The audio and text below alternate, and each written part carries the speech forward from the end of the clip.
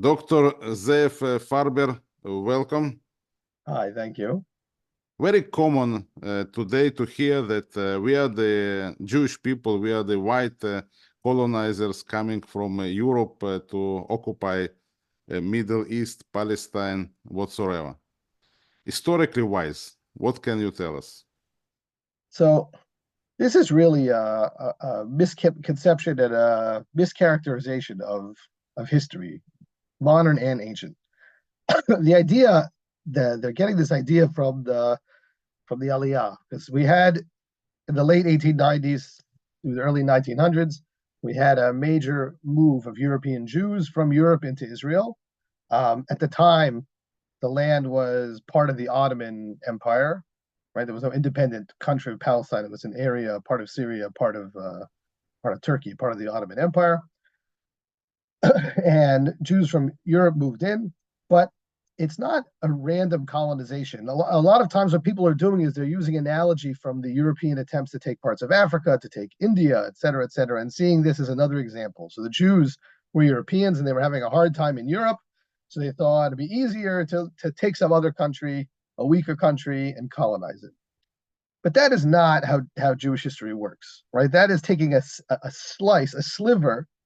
It's a double slivering. It's a sliver of Jews. Jews are people who lived all over the world, including in Arabic countries, right? There are Sephardic Jews and Ashkenazi Jews. There's Ethiopian Jews.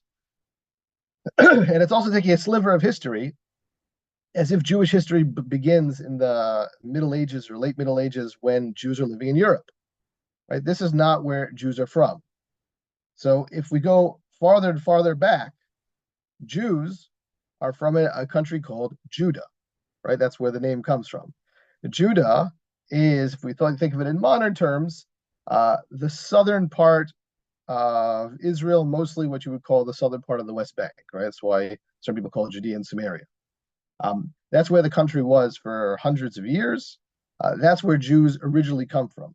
What happens is in several, and I can expand on it as we go, but in several battles and wars and conquests, Judah was destroyed, was rebuilt and then destroyed again. And the people who lived there spread to different countries. And those people eventually end up in Europe as one of the places, also North Africa, also Asia. And you can see anyone who studies anything about Judaism at a basic level, if you just study Jewish liturgy, for instance, the focus of someday we'll be back in our land, next year in Jerusalem, etc., is pervasive, right? It's never been outside of Jewish consciousness that if we're living in, whether it's Germany or Poland or Iraq, that's not where we're from. That's where we ended up, but that's not where we're from. That has always been. That is simply a fact, right? You could read texts for the past 2,000 years, 3,000 years. It's very clear. And the state of Israel, the name itself, it came from the kingdom of Israel, which is also was originated here in the Canaan. Yeah, so Israel as a name is an interesting thing because it's moved back and forth in the politics. So Jews are a subgroup, sort of the surviving subgroup of a larger group known as Israel. The Samaritans, who are a very small group now, are another surviving subgroup of that larger group called Israel. Now, before Israel was even a country, right before it was a political entity, which begins not till the 10th century under King Saul,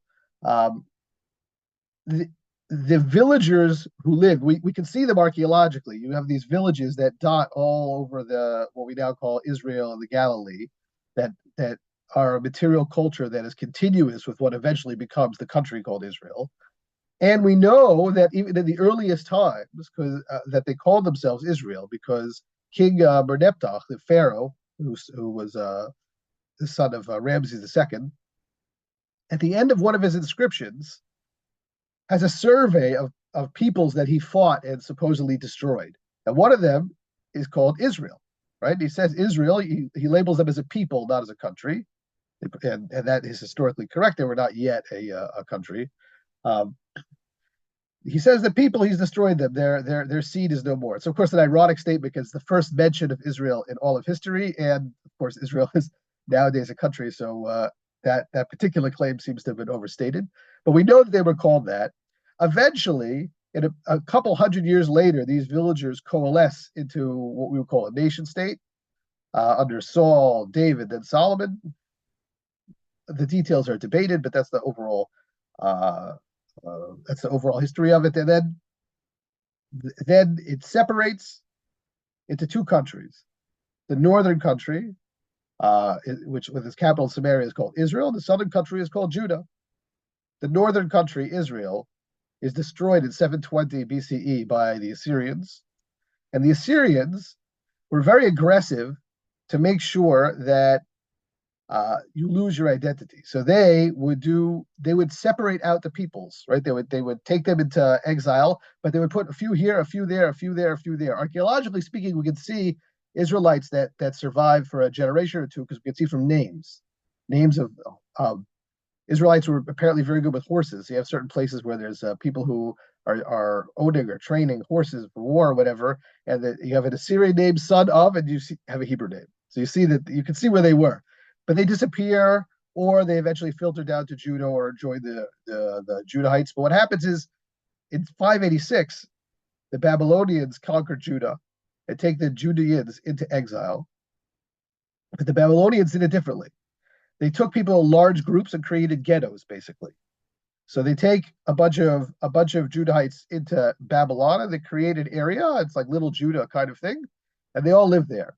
So when the Neo-Babylonian Empire falls to the Persians, and the Persians are allowing people to rebuild, there are plenty of Judahites who are around, who have their identity, and there's a group of them, not all of them, that return to Judah, joining with the people who are still there, and rebuild the country, which lasts until the Romans destroy it in 70 CE. Dr. Farber, so from any aspect I can look on the history of Israelite population, Israelite people. We are originated in the Middle East. We are the part of the Middle East, and we have been always, our history is a part of the ancient history of the Middle East, Near East. We are from here, right? There is no question that this is our homeland. So yes, the Jews, Israelites originate from this area. Of course, what happens is, and this is normal for any diasporic population, so after the destruction of Judah and the selling of many Jews into slavery throughout the Roman Empire as a punishment for the rebellions, right? First the 170 CE, then the Bar Kokhba rebellion in 135, and there was another rebellion in between. You have Jews living all over the Roman Empire, and you still have Jews living in the Persian Empire from the Babylonian exile. And over the periods of, you're talking about centuries and centuries and centuries, they move around to different places, as is natural. They marry locals, which is why an Ashkenazi, Jew from Russia doesn't look like an Ethiopian Jew, because there's some intermarriage. But that's true of any group. It's the same. It's the same with Palestinians here, that are probably a group of some Arabs or Egyptians that move into the area, mixed with some of the locals, probably Samaritans or Jews who converted to Islam and don't remember their origins. This is just how people work, right? So there is a reason why European Jews look more European than Sephardic Jews who look more Arabic, than Ethiopian Jews who look more African. Because of intermarriage. Everyone understands that. But the continuity of a people and their identity and their liturgy and their faith and all of that remains Jewish, and the consistency in how that the overall perception of Israel as the homeland remains, that's a 3,000-year-old thing. Do you find it a bit strange that the Israelite ancient cults, beliefs, and even the concept of the God, which is currently accepted by all the world, the monotheistic religions, they're all based on our roots of the Israelite religion. So in fact, by denying the history of Israel, it can dethrone all the modern religions, the monotheistic ones. What do you think? So it's a very interesting point. I would clarify one thing, which is that not all monotheistic religions by their nature are derived of Jews, but it happens to be that the Western religions, the biggest Western religions, which altogether take up about 2 billion people, Christianity and Islam, are offshoots of a tiny little religion called Judaism. I mean, it's very interesting when you look at it.